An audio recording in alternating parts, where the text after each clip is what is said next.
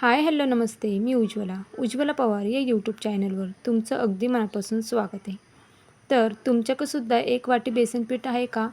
जर असेल तर ही रेसिपी एकदा नक्कीच पहा. आता इथे मी एक वाटी बेसन पीठ घेतलं आहे. ते आपल्याला एका बाउलमध्ये काढून घ्यायचं आहे. आता यामध्ये आपल्याला थोडं थोडं पाणी घालून ह्याचं एक बेटर तयार करून घ्यायचं आहे. खूप जास्त पाणी एकदम घालायचं नाही आहे आपल्याला.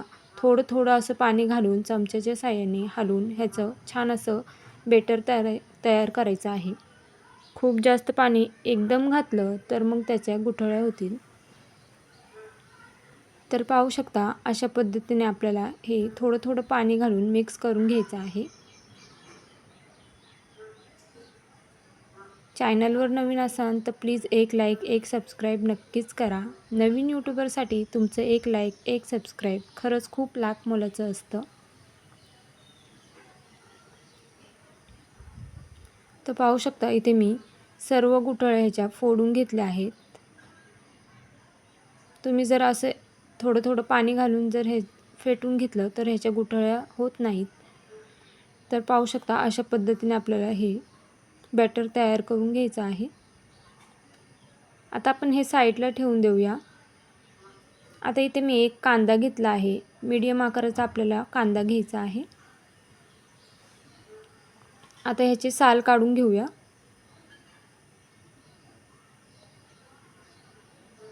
आता इथे कांद्याचे साल काढून घेतले आहेत. आता आपल्याला ह्याला कट करून घ्यायचं आहे.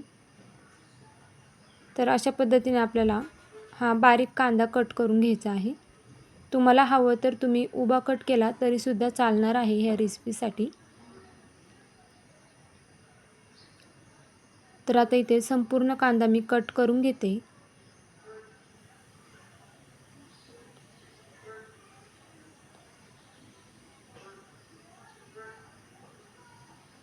तर पाहू शकता अशा पद्धतीने आपल्याला हा कांदा कट करून घ्यायचा आहे.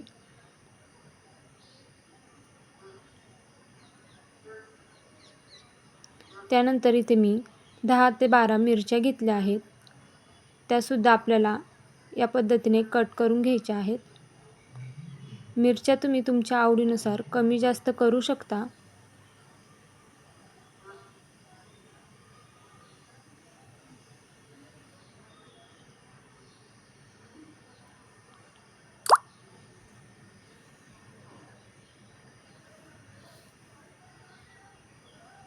आता मिरच्या कट करून झाल्या की आपल्याला कोथिंबीर घ्यायची आहे. कोथिंबीरसुद्धा आपल्याला बारीक कट करून घ्यायची आहे.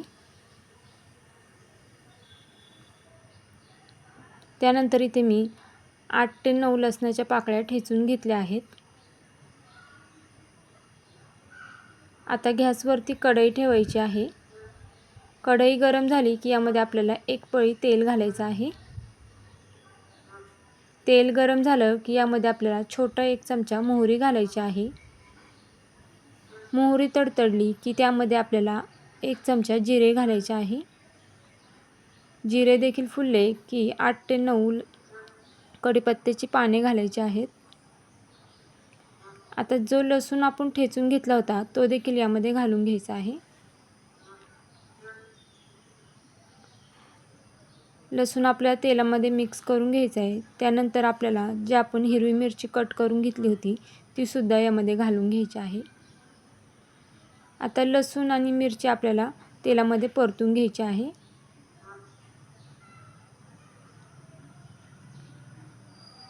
तर पाहू शकता लसूण आणि मिरची परतून झाली की यामध्ये आपल्याला जो आपण बारीक कट केलेला कांदा आहे तो सुद्धा यामध्ये घालून घ्यायचा आहे.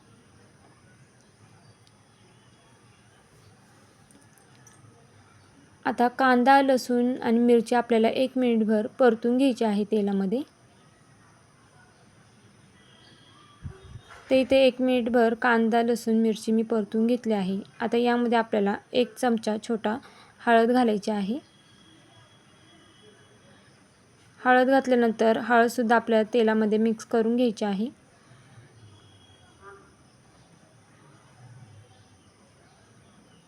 त्यानंतर जे बेसन आपण खलवून घेतलं होतं ते बेसन यामध्ये घालून घ्यायचं आहे.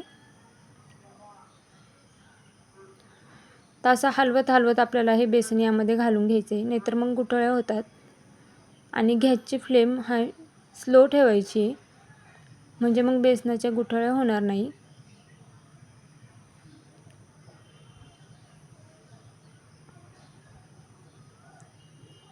आता तुम्हाला कितपत बेसन पातळ किंवा घट्ट हवे त्यानुसार यामध्ये आपल्याला पाणी घालायचं आहे. तर इथे मी खूप जास्त पातळ नाही करणार आहे, थोडंसं घट्टच ठेवणार आहे बेसन. आता यामध्ये आपल्याला चवीनुसार मीठ घालून घ्यायचं आहे.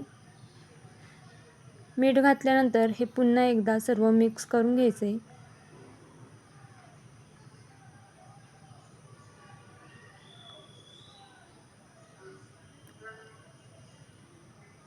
आता यावरती आपल्याला थोडीशी कोथिंबीर घालायची आहे. कोथिंबीर घातल्यानंतर पुन्हा एकदा आपण हे मिक्स करून घेऊया.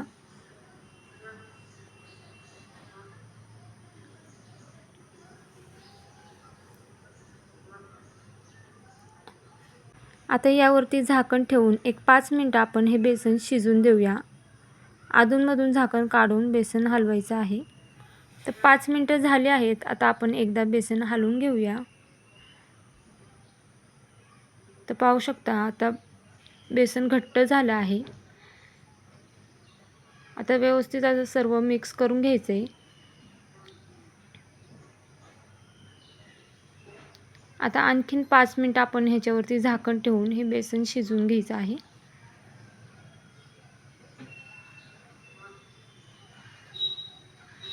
आता इथे मी पुन्हा 5 मिनिटं झाकण ठेवून बेसन शिजवून घेतलं होतं.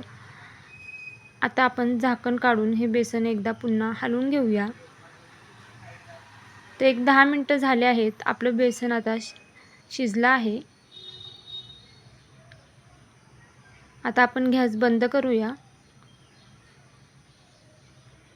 आणि यावरती आता कोथिंबीर घालून घ्यायची आहे.